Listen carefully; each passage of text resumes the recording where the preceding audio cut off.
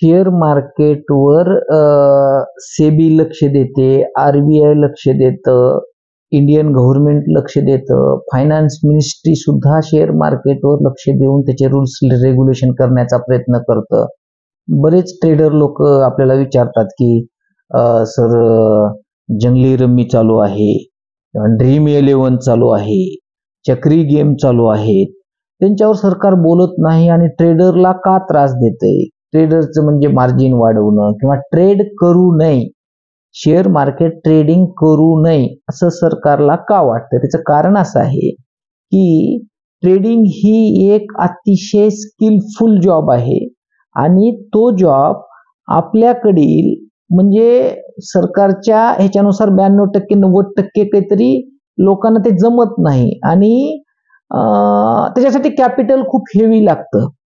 म्हणजे तो गेम हा हेजिंग करण्यासाठी आहे. हेजिंग म्हणजे इन्शुरन्स खरेदी करण्यासाठी गेम आहे तो, आणि इन्शुरन्स खरेदी करावं, परंतु आपण काय करतो त्याच्यामध्ये स्पेक्युलेशन करतो, म्हणजे त्याच्यात जुगार खेळल्यासारखं आपण खेळायला जातो त्याच्यामुळं. आणि त्याच्यामध्ये कसं होतं की तुमचा पैसा, माझा पैसा, सर्वांचा पैसा हा देशाच्या सीमेच्या बाहेर जातो.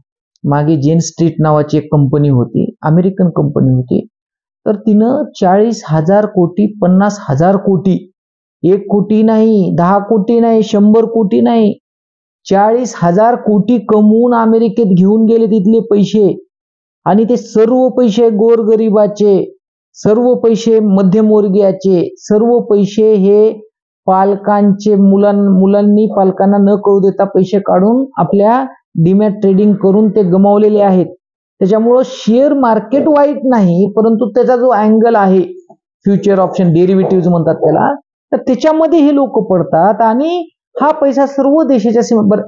ट्रेडिंग करण्यासाठी तुम्ही हुशार आहे किंवा फार शहाणे आहेत हा विषयच नाही.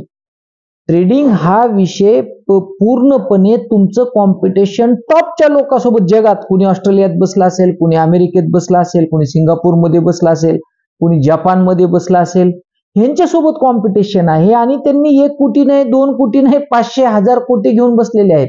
त्याच्यामुळे इंडियन गव्हर्नमेंट म्हणते की तुम्ही इन्व्हेस्टमेंट करा, म्युच्युअल फंडात इन्व्हेस्ट करा, किंवा जर म्हणजे हार्डली तुम्हाला शेअर घ्यायचा असेल तर शेअर घेऊन ठेवा, परंतु रोज त्याच्यासोबत फ्युचर ऑप्शन खरेदी करायचे, त्याच्यासोबत ते म्हणजे एक इन्शुरन्स टाईप प्रॉडक्ट आहे, किंवा फॉरवर्ड फ्युचर ऑप्शन हे करायचं, तर ते खूप चुकीचं आहे त्याच्यामध्ये. आणि मुळात काय माहित आहे का, लोकांना असं वाटतं की तिथून कमाई होते. तिथून जर कमाई होत असती ना, तर हे आपले टाटा, बिर्ला, अंबानी, अदानी हे सर्व लोकांनी तिथेच बसले असते. शेवटी तो गेम हा त्यांना म्हणजे शेअर मार्केट हा रिलायन्सचा शेअर घेण्यासाठी आपल्यासाठी आहे, नाही की ते रिलायन्सचं मी रिलायन्स सोबत तिथं मी आजच कॉन्ट्रॅक्ट घेतो, उद्या रिलायन्सचा भाव वाढला तर मी असे देतो, पडला तर असे देतो, त्याच्यासोबत तुम्ही ती जे रेस लावताय ना, ती रेस चुकीची आहे. आणि राहिला तो चक्री गेम किंवा ड्रीम 11 किंवा आणखी जंगली रम्मी, तर हा पैसा भारतातलेच लोकांमध्ये असतो. म्हणजे माझा लॉस झाला तर हे जंगली रम्मी इथेच भारतातल्याच लोकांकडे म्हणजे पैसा जात होतो आणि इथल्याच इकॉनॉमीमध्ये राहतो. त्याच्यामुळे सरकारचं एवढं लक्ष त्याच्यावर नसतं, पण शेअर मार्केटवर खूप लक्ष राहतं. आणि शेअर मार्केट जर कोलॅप्स होऊ लागलं तर ते म्हणजे भारताच्या इकॉनॉमीची, भारताच्या अर्थव्यवस्थेची मोजपट्टी म्हणजे शेअर मार्केट आहे. It's barometer of Indian economy. Barometer म्हणजे मोजमाप करणारं आपलं पात्र म्हणा त्याला. तर त्याच्यावर ते ठरतं, ते चुकीचं किंवा बरोबर नाही. पण तुम्ही चुकीच्या पद्धतीनं मध्ये घुसताय.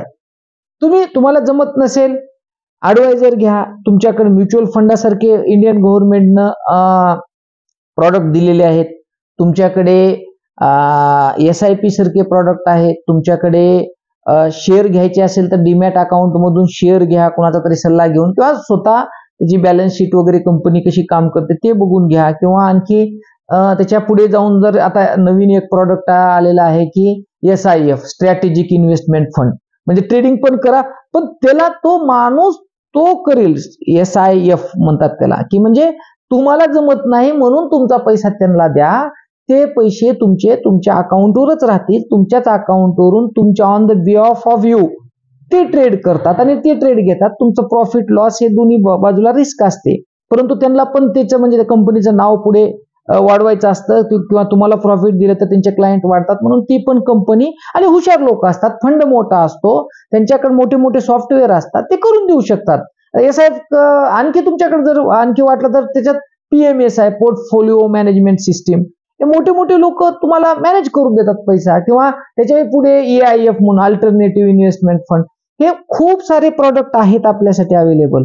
परंतु मला फार समजतंय आणि मी शेअर मार्केटमध्ये ट्रेडिंग करतो आणि माझं कॉम्पिटिशन न्यूयॉर्कमध्ये बसणारा खूप मोठा हेज फंडचा मॅनेजर असतो त्याच्यासोबत असतं, आणि त्याचा परिणाम असा होतो की कासवाची स्पर्धा हरणासोबत किंवा चित्त्यासोबत लावल्यासारखं काम आहे ते खूप चुकीची गोष्ट आहे.